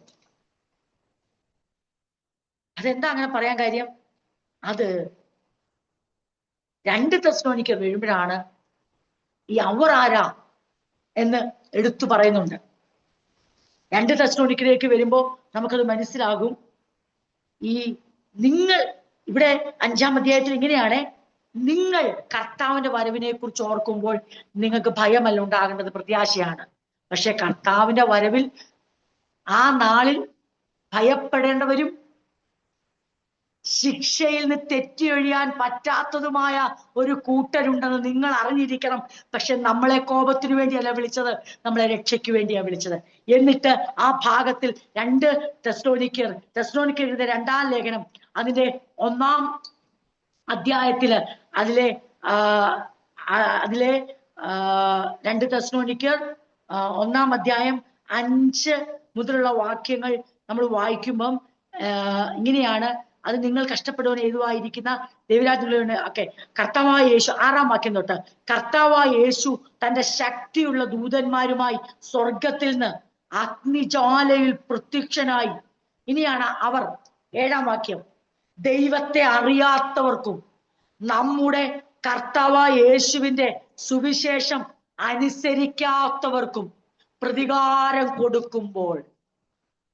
ആരാണ് ഈ 1 തെസ്സലോനിക്കർ 5:3 പറയുന്നു, അവർ സമാധാനമെന്നും നിർഭയമെന്നും പറയുമ്പോൾ നിങ്ങൾ ഓർത്തോളം, ഗർഭിണിക്ക് പ്രസവ വേദന വരും പോലെ അവർക്ക് പെട്ടെന്ന് നാശം ഭവിക്കും. നമുക്കിതൊരു റിഡംഷന്റെ സ്പിരിച്വൽ അനൗൺസ്മെന്റ് നടക്കുമ്പോൾ അവിടെ ഡിസ്ട്രക്ഷൻ ആയിട്ടത് മാറും. അതുകൊണ്ട് നമ്മൾ പാടുന്നേ, ആ നാളിൽ ആ വിലയറിയും, നേടിയത് എന്തെന്നറിയും, അവന്റെ വരവൊന്ന് സംഭവിച്ചോട്ട്, അവന്റെ ആ മടങ്ങി വരവൊന്ന് സംഭവിച്ചോട്ട്. അപ്പോഴാണ് എന്താണ് ആ കർത്താവിന്റെ നാൾ, the day of the Lord. നിങ്ങൾ ശ്രദ്ധിച്ചോ? 5:2 ആ വാക്കുണ്ട്, കർത്താവിന്റെ നാൾ. കർത്താവിന്റെ നാൾ, the day of the Lord. ഇത് നമ്മളെക്കാളും പരിചിതം ഇത് എബ്രായ പ്രവാചകന്മാർക്കാണ്. ലോർഡ്സ് ഡേ ഇത് അവർ ഒത്തിരി പ്രതീക്ഷിച്ചിട്ടുള്ളവരാ. എന്താണത്? കർത്താവിന്റെ നാൾ വരുമ്പോൾ. എന്താണ് ഈ കർത്താവിന്റെ നാൾ? അതെന്തെന്ന് ചോദിച്ചാൽ, ഈ കർത്താവിന്റെ നാളെന്ന് പറയുന്നത് എബ്രായ പ്രവാചകന്മാർ, നമുക്ക് പഠന പുസ്തകത്തിൽ പലയിടത്തും കാണാൻ പറ്റും. എബ്രായ പ്രവാചകന്മാർ ഉപയോഗിച്ചു വന്ന ഒരു ശൈലിയാണ് കർത്താവിന്റെ ദിനം. എന്താ ആ ദിനത്തിൽ അവർ പ്രതീക്ഷിക്കുന്നത്? ഞാൻ നിങ്ങളുടെ ശ്രദ്ധയ്ക്കായി ഒന്ന് പറയാം. എന്താണ് കർത്താവിന്റെ ദിനം? അത് എബ്രായ പ്രവാചകന്മാർ അവരുടെ എന്താ പറയണ്ടേ, ആ ദൈവിക കാര്യങ്ങൾ പറയുമ്പോൾ, പ്രതീക്ഷകൾ വെക്കുമ്പോൾ ഉപയോഗിച്ചിരുന്ന ഒരു വാക്കാണ് അത്. അത് വളരെ ദൈവവചനത്തിൽ നമുക്ക് കാണാൻ പറ്റും. അതിന്റെ പ്രതീക്ഷ എന്താണ് അത് അർത്ഥമാക്കുന്ന ഇതാണ്: ദൈവം തന്റെ എല്ലാ വിരോധികളിന്മേലും വിജയം നേടിയതിനു ശേഷം, എന്താണ്? ദൈവം തന്റെ എല്ലാ എതിരാളികളുടെ മേലും വിജയം നേടിയതിനു ശേഷം തന്നിൽ വിശ്വാസം അർപ്പിച്ചിരിക്കുന്നവർക്ക് പ്രതിഫലം നൽകുന്ന ദിവസത്തെയാണ് കർത്താവിന്റെ ദിനം എന്ന് പറയുന്നത്. എന്താണ്? ദൈവം തന്റെ ശത്രുക്കളുടെ മേൽ, എതിരാളികളുടെ മേൽ വിജയം നേടിയതിനു ശേഷം തന്നിൽ വിശ്വാസം അർപ്പിച്ചിരിക്കുന്നവർക്ക് പ്രതിഫലം കൊടുക്കുന്ന ആ ദിവസത്തിനാണ് ലോർഡ്സ് ഡേ, കർത്താവിന്റെ നാൾ. അപ്പൊ നമുക്ക് വ്യക്തമായിട്ട് മനസ്സിലാകും ആ നാൾ. അതെ, ഒത്തിരി പേരത് ആഗ്രഹിക്കുകയും കാത്തിരിക്കുകയൊക്കെ ചെയ്തു. വാസ്തവത്തിൽ അത് സംഭവിക്കാൻ പോകുന്നു. അപ്പോസ്തലൻ ഇവിടെ ആ വാക്കുപയോഗിച്ചു. 1 തെസ്സലോനിക്കർ 5:2 പറയുന്നു, കള്ളൻ രാത്രി വരും പോലെ കർത്താവിന്റെ നാൾ വരുന്നുവെന്ന് നിങ്ങൾ തന്നെ നന്നായി അറിയുന്നുവല്ലോ. അപ്പൊ ശരിക്കും കർത്താവിന്റെ നാൾ എന്നുള്ള ആ ദിനം അപ്പോസ്തലൻ എവിടെയാണ് ഉപയോഗിക്കുന്നത്? കർത്താവായ യേശുവിന്റെ മടങ്ങി വരവാണ് അത് സംഭവിക്കുന്നത്. സകല ശത്രുക്കളുടെ മേലും ജയം കണ്ടെത്തുന്ന, തന്നിൽ വിശ്വാസം അർപ്പിക്കുന്നവർക്ക് പ്രതിഫലം കൊടുക്കുന്ന ആ ദിനത്തിന് പറയുന്ന പേരാണ് കർത്താവിന്റെ നാൾ. അതാണ് എന്താണ് അത് എങ്ങനെ നമുക്ക് വ്യക്തമാക്കാം? 2 തെസ്സലോനിക്കർ 6-ാമത്തെ വാക്യം നമ്മളിവിടെ വായിച്ചു. എന്നിട്ട് അതിന്റെ 8-ാം വാക്യത്തിൽ 7-ാം വാക്യം വായിച്ചു. ദൈവത്തെ അറിയാത്തവർക്കും നമ്മുടെ കർത്താവായ യേശുവിന്റെ സുവിശേഷം അനുസരിക്കാത്തവർക്കും പ്രതികാരം കൊടുക്കുമ്പോൾ നിങ്ങളെ പീഡിപ്പിക്കുന്നവർക്ക് പീഡയും പീഡ അനുഭവിക്കുന്ന നിങ്ങൾക്ക് ഞങ്ങളോടുകൂടെ ആശ്വാസവും പകരം നൽകുന്നത് ദൈവസന്നിധിയിൽ നീതിയല്ലോ. ഇതാണ്. ആരെങ്കിലും നമ്മളോട് ചോദിക്കുക, എന്താണ് ഈ കർത്താവിന്റെ ദിനം? ഇത് ഒത്തിരി കാത്തിരുന്നവരുണ്ട്, വിളിച്ചു പറഞ്ഞവരുണ്ട്, ആഗ്രഹിച്ചവരുണ്ട്. യഹൂദന്റെ ഒരു വലിയ പ്രതീക്ഷ തന്നെയാണ് അതല്ലേ? ഒന്നാമത് മശിഹ രാജ്യത്വം ഏറ്റെടുക്കണമെന്നുള്ളതും, 2 ദൈവത്തിന്റെ നാൾ വരണം. ആ നാളിൽ എന്താണ് പ്രതീക്ഷിക്കുന്നത്? കർത്താവിന്റെ നാൾ, ലോർഡ്സ് ഡേ എന്നൊരു പ്രവാചകൻ പറഞ്ഞാൽ അതിന്റെ അർത്ഥം എന്തുവാ? അതിന്റെ അർത്ഥം എന്ന് ചോദിച്ചാൽ ദൈവം തന്റെ എതിരാളികളെ നശിപ്പിച്ചതിന് ശേഷം തന്നിൽ വിശ്വാസം അർപ്പിച്ചിരിക്കുന്നവർക്ക് നീതി ചെയ്തു കൊടുക്കുന്ന, പ്രതിഫലം കൊടുക്കുന്ന ആ ദിനമാണ് ലോർഡ്സ് ഡേ. ഞാൻ എന്റെ വാക്കുകളെ ഇവിടെ അവസാനിപ്പിക്കുകയാണ്. നമ്മൾ തുടർന്ന് അടുത്ത ക്ലാസ്സിൽ നമ്മൾ ബാക്കി ഭാഗങ്ങൾ ചിന്തിക്കുന്നതായിരിക്കും. ഈ അവർ ആരെന്ന് ഇപ്പോൾ നിങ്ങൾക്ക് പെട്ടെന്ന് തന്നെ അത് മനസ്സിലായി എന്നുള്ളത് എനിക്കറിയാം. ആ ഭാഗം കൂടെ വായിക്കുമ്പോൾ ഒരു കാര്യം ഇവിടെ വ്യക്തമാണ്. പ്രഗ്നന്റ് ആയിരിക്കുന്ന ഒരു സ്ത്രീയെ സംബന്ധിച്ച് അവൾ ഒഴിവാക്കാൻ പറ്റാത്തതാണ് ആ പ്രസവ വേദനയും ഡെലിവറിയും. ഇവിടെ ആ ഉപമ ആ ഒരു ഇത് പറഞ്ഞു, ഗർഭിണിക്ക് പ്രസവ വേദന വരും പോലെ, ഗർഭിണിക്ക് പ്രസവ വേദന വരും പോലെ എന്നുള്ള ഒരു ഭാഗമാ. പ്രസവ വേദന വന്നൊരു കുഞ്ഞ് ജനിക്കുമ്പോൾ യേശു പറയുന്നു അവൾ ആ വേദന മറക്കും, ഒരു പുതിയ യുഗം പിറക്കും, ഒരു പുതിയ വ്യക്തി ഉരുവാകും, അവൾ അമ്മയാകുന്നു, ഒരു പുതിയ കാൽവെപ്പാണ്. എന്നാൽ ഇതിന്റെ 2 വശം ശ്രദ്ധിച്ചോണം. ഒന്ന്, നമ്മളെ സംബന്ധിച്ച് എന്താണ് നമ്മൾ മനസ്സിലാക്കേണ്ടത്? ഞാൻ അങ്ങനെ പറഞ്ഞാൽ നിർത്താൻ ആഗ്രഹിക്കുന്നത്, കള്ളൻ ഒരു വീട്ടിൽ കവർച്ചയ്ക്ക് വന്നാൽ ആ വീടിനത് നഷ്ടമാണോ ലാഭമാണോ? നഷ്ടമാണ്. അപ്പോ കള്ളൻ ഒരു വീട്ടിൽ അപ്രതീക്ഷിതമായ സമയത്ത് കവർച്ചയ്ക്ക് വന്നാൽ ആ വീട്ടുകാർക്ക് നഷ്ടമാ. എന്നാൽ ഇവിടെ ഒരു ഉപമ പറഞ്ഞു, കള്ളൻ രാത്രി വരുന്ന പോലെ കർത്താവിന്റെ നാൾ വരുന്നു.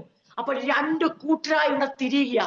ഒന്ന്, കള്ളൻ ഒരു വീട്ടിൽ കവർച്ചയ്ക്ക് വരുമ്പോൾ ആ വീട്ടിലെ വലിയ നഷ്ടവും വലിയ ദോഷവും സംഭവിക്കും. എന്നാൽ കർത്താവിന്റെ നാൾ അതുപോലെ വരുമ്പോൾ കാത്തിരിക്കുന്നവർക്ക്, തന്നിൽ വിശ്വാസം അർപ്പിച്ചിരിക്കുന്നവർക്ക് അത് വലിയ ഒരു ഉയർത്തെഴുന്നേൽപ്പിനും രൂപാന്തരത്തിനും പ്രതിഫലത്തിനും കാരണമാകുമ്പോൾ ദൈവത്തെ അറിയാത്തവർക്കും ദൈവത്തെ അറിഞ്ഞവരെ പീഡിപ്പിച്ചവർക്കും സുവിശേഷം അറിഞ്ഞിട്ടും അതനുസരിക്കാത്തവർക്കും പീഡ കൊടുക്കുന്ന ദിനമായി മാറും. 2, ഗർഭിണിക്ക് പ്രസവ വേദന വരുമ്പോൾ ഓർത്തോണം, പ്രസവ വേദന എന്നുള്ളത് പ്രസവിക്കുന്നത് വരെ, രണ്ടും രണ്ടാകുന്നത് വരെ അത് വലിയ ഒരു മാനസിക സംഘർഷം, ശാരീരിക വ്യത എല്ലാം കൊണ്ട് ഭാരമേറിയ ഭയമേറിയ ഒരു അന്തരീക്ഷം കൊണ്ട് ഉണ്ടാകും. ഇവിടെ കേട്ടോണം, ഇതും 2ആയി തിരിച്ച് നമുക്ക് പഠിക്കാം.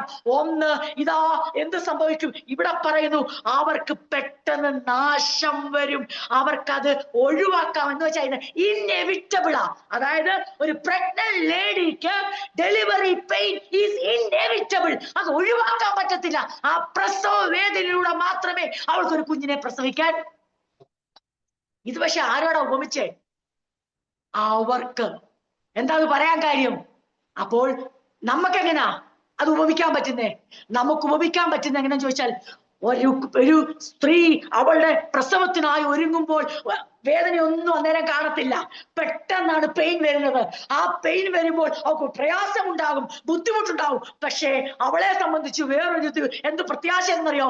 അത് കഴിഞ്ഞ് ഈ കുഞ്ഞിനെ കണ്ടു കഴിയുമ്പോൾ അവൾ ആ വേദന മറക്കും. ഇതുപോലെയാണ് യഥാർത്ഥമായ ക്രിസ്ത്യാനി ഈ ഭൂമിയിൽ ജീവിക്കുമ്പോൾ. നമുക്ക് നന്നായിട്ട് അറിയാം, നേരം കൊണ്ട് ഇവിടെ കയറി വരിക എന്നുള്ള ശബ്ദം കേൾക്കുമ്പോൾ നമ്മൾക്ക് ആ നാഴിക മാത്രമാണ് അൺഎക്സ്പെക്ടഡ്. നമുക്കറിയാം കർത്താവിന്റെ വരവല്ല നമുക്ക് അപ്രതീക്ഷിതം, കർത്താവിന്റെ വരവിന്റെ സമയം മാത്രമാണ് നമുക്ക് അൺഎക്സ്പെക്ടഡ് ആയിരിക്കുന്നത്. അപ്പോൾ ഇങ്ങനെ നമുക്ക് ചിന്തിക്കാം, ഒരു പ്രഗ്നന്റ് ലേഡിക്ക് അവളുടെ ഡെലിവറി പെയിൻ എക്സ്പെക്ടഡ് ആണ്, പക്ഷെ ടൈം അൺഎക്സ്പെക്ടഡ് ആണ്. ഇതുപോലെ തന്നെയാണ് ഒരു ദൈവവൈതലിന് അവളുടെ നമ്മുടെ കർത്താവിന്റെ നാൾ, കർത്താവിന്റെ മടങ്ങി വരവ്, കർത്താവിന്റെ പ്രത്യക്ഷത എല്ലാം നമുക്ക് എക്സ്പെക്ടഡ് ആണ്. പക്ഷെ നമുക്ക് അൺഎക്സ്പെക്ടഡ് എന്ന് ചോദിച്ചാൽ നാഴിക നമുക്ക് അറിയത്തില്ല. അപ്പോൾ വ്യത്യാസം എന്തുവാ? ശിക്ഷ വരുന്നവരെ എന്തിനോട് ഉപമിച്ചു? ഒരു പ്രഗ്നന്റ് ലേഡിക്ക് വേദന വരുമ്പോൾ അവൾക്ക് താങ്ങാൻ പറ്റാത്തതുപോലെ ദൈവത്തിന്റെ ശിക്ഷ ആരുടെ മേൽ വരികയാണ്? ദൈവത്തെ അറിയാത്തവർക്കും അറിഞ്ഞവരെ പീഡിപ്പിച്ചവർക്കും അവർ ദൈവകോപത്തിന് ഇരയാകുമ്പോൾ നമ്മളെ എന്തിനോട് ഉപമിക്കാം? ആ പ്രഗ്നന്റ് ലേഡിക്ക് വേദന വരുന്നതുകൊണ്ട് അവിടെ അവസാനിക്കുന്നില്ല. ആ വേദനയ്ക്ക് അപ്പുറമായ ഒരു പുതിയ ശിശു പിറക്കുമ്പോൾ, ഒരു പുതിയ യുഗം പിറക്കുന്ന പോലെ നമ്മുടെ ജീവിതത്തിൽ കഷ്ടങ്ങളെ സാരമില്ലെന്ന് എണ്ണിയവർക്ക് ഒരു പുതിയ യുഗം പിറക്കുകയാണ്. നിങ്ങൾക്ക് ഏറെക്കുറെ കാര്യം പിടികിട്ടിയെന്ന് ഞാൻ കരുതുന്നു. ഈ രണ്ട് കാര്യങ്ങൾക്ക് രണ്ട് വശമുണ്ടെന്ന് പറയാനാണ് ഞാൻ ഇത്രയും എക്സ്പ്ലെയിൻ ചെയ്തത്. അല്ലെ നമ്മൾ ഓർക്കുന്നോ പ്രഗ്നൻസി പെയിനെ എന്തിനാ അങ്ങനെ ഉപമിച്ചെന്ന്? പ്രഗ്നൻസിയിലെ ഡെലിവറി പെയിനെ അങ്ങനെ ഉപമിക്കാൻ കാര്യം അതിന്റെ അർത്ഥം ഇതാണ്: അവർക്കതിനെ ഒഴിവാക്കാൻ എന്തെല്ലാം ചെയ്താലും കർത്താവ് വെച്ച മാർഗത്തിലേക്ക്, വിശ്വാസ മാർഗത്തിലേക്ക് കാലെടുത്ത് വെക്കാതെ അതിന് പകരമായി എന്തെല്ലാം ചെയ്താലും കർത്താവിന്റെ ശിക്ഷയിൽ ഒഴിഞ്ഞു പോകാൻ പറ്റത്തില്ല. അത് അനുഭവിച്ചേ പറ്റൂ. ആ നാളിന് പറയുന്ന പേരാണ് കർത്താവിന്റെ നാൾ. അതാണ് അത് ശ്രദ്ധിച്ചപ്പോ മനസ്സിലായില്ലേ? അതിന് രണ്ട് വശമാ. കർത്താവിന്റെ നാളിന് രണ്ട് വശമാ. ഒന്ന്, പീഡിപ്പിച്ചവർക്ക് പീഡയും, പീഡ അനുഭവിച്ചവർക്ക് ആശ്വാസവും പ്രതിഫലവും. അപ്പൊ നമ്മളെ കാത്തിരിക്കുന്ന ആ ദിനം നമ്മുടെ മനസ്സിൽ നമുക്കൊന്ന് പ്രത്യാശയാൽ നിറഞ്ഞ് നമുക്കൊന്ന് നമ്മളെ സമർപ്പിച്ചു കൊടുക്കാം. ഞങ്ങളും കർത്താവേ അങ്ങയുടെ നാളിനായി കാത്തിരിക്കുന്നു. ഞങ്ങളല്ല പീഡിപ്പിക്കുന്നവർക്ക് പീഡ കൊടുക്കുന്നത്, അങ്ങാണ് പീഡിപ്പിക്കുന്നവർക്ക് പീഡ കൊടുക്കുന്നത്. പക്ഷെ പീഡ അനുഭവിക്കുന്നവർക്ക് പ്രതിഫലവും ആശ്വാസവും കൊടുക്കുന്ന ആ നാളാണ് കർത്താവിന്റെ നാളെങ്കിൽ നമുക്കും ദൈവത്തിൽ നമ്മളെ സമർപ്പിച്ച് നമുക്ക് പ്രാർത്ഥിക്കാം. കർത്താവേ, ഞങ്ങൾ ദൈവരങ്ങൾ സമർപ്പിക്കുന്നു. ഞങ്ങൾക്കൊരു പുതിയ യുഗം പിറക്കാൻ പോകുന്നു. അതെ, കള്ളൻ വീട്ടിൽ കയറി അതേ വസ്തുവകകളെ വില കൂടിയതിനെ മോഷ്ടിച്ച് വീട്ടുടവിന് നഷ്ടം വരുത്തുന്ന പോലെ അല്ല ഞങ്ങൾക്ക് കർത്താവിന്റെ വരവ്. അത് ഞങ്ങളോട് പറഞ്ഞ എന്താന്ന് ചോദിച്ചാൽ ആ വരവിന്റെ നാഴികയെ കുറിച്ച് ഉപമിക്കാനാ അത് പറഞ്ഞത്. പക്ഷെ മറുവശത്ത് എന്ത് സംഭവിക്കും? കള്ളൻ വീട്ടിൽ കയറി നഷ്ടപ്പെടുന്ന പോലെ ആയിരിക്കും, വലിയ നഷ്ടമായിരിക്കും കാത്തിരിക്കുന്നവർക്ക് നാഴിക അറിയാത്തതുകൊണ്ടാണ് ആ ഉപമ പറഞ്ഞത്. അവർക്ക് നഷ്ടമല്ല, വലിയ ലാഭമായിരിക്കും. അതെ, കാത്തിരിക്കാത്തവർക്ക്, അതെ ദൈവത്തെ അറിഞ്ഞവരെ പീഡിപ്പിച്ചവർക്ക്, ഒരു സ്ത്രീക്ക് പ്രസവ വേദന വരുമ്പോൾ അവൾ അനുഭവിക്കുന്ന വേദന ഒഴിച്ചുകൂടാൻ പറ്റാത്ത ആ പങ്കപ്പാടുകൾ, ആ വലിയ കഷ്ടനഷ്ടങ്ങൾ പോലെ അത് നഷ്ടം മാത്രമായിരിക്കും അറിയാത്തവർക്ക്. പക്ഷെ നമുക്കങ്ങനല്ല. ആ പ്രസവ വേദനയ്ക്ക് ശേഷം ഒരു കുഞ്ഞിന്റെ കരച്ചിൽ, ഒരു കുഞ്ഞിന്റെ ജനനം, ആ പുതുപ്പിറവി, ഒരു പുതുയുഗം പിറക്കുന്ന പോലെ കാത്തിരിക്കുന്നവരോട് ചോദിച്ചാൽ അവര് പറയും, ഞങ്ങൾക്ക് നഷ്ടമല്ല, ഈ വേദന ഞങ്ങൾക്ക് നഷ്ടമല്ല, ഇത് ഞങ്ങൾക്ക് ഒരു പുതുയുഗത്തിന്റെ പിറവിയിലേക്കാണ്.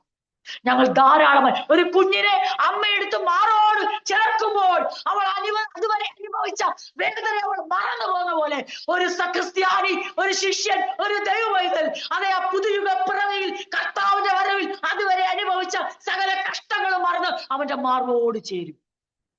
അന്ന് നാം ഒന്നിച്ച് ആർത്തുഘോഷിക്കും. ഇങ്ങനെ നാം എപ്പോഴും കർത്താവിനോടുകൂടെ ആയിരിക്കും. ഈ വചനങ്ങളെ കൊണ്ട് നമുക്ക് അന്യോന്യം ആശ്വസിപ്പിക്കാം. ഈ വചനങ്ങളാൽ ദൈവം നമ്മെ അനുഗ്രഹിക്കും.